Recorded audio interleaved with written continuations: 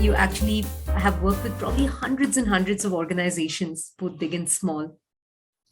So in your experience, is it different to actually run OKRs for large organizations or for, let's say, small organizations? And what's different about the two experiences that you have? Well, every organization has its unique personality, but size definitely does make a difference. The larger the organization, just the more inertia that there is, and it's hard to move. It's like steering a really big ship.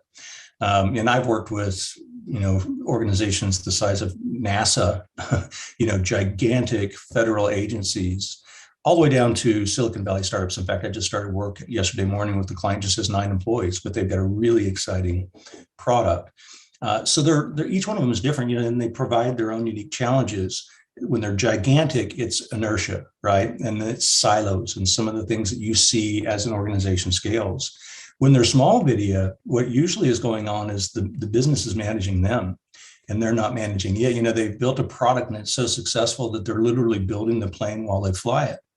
And, the number one killer of small businesses is growing too quickly, right? And so I actually find smaller clients to be a bit more challenging as a consultant than the larger ones, right? The larger ones usually have some type of, chief strategy officer, and they already have the strategic architecture in place and they're inserting OKR into it, right? The smaller organizations don't have any of that. It's a clean slate. They may not even have clarity around their charter, their mission. And so we have to create that with them to make sure there is clarity around their charter. And the vision, at least the way we teach it, is a 3-year picture. When you look at yourself, close your eyes, in 3 years, what do you see?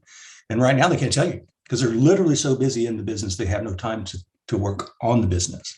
So they both provide their unique challenges, but I think the smaller ones are a bit more tricky as a consultant. And by the way, they're the ones that I enjoy working with the most because I just think it's so exciting. They're a year and a half into this, they just got their Series B funding. They got all this interest in what they're doing, but they just don't have the architecture in place. So we get to help them build that.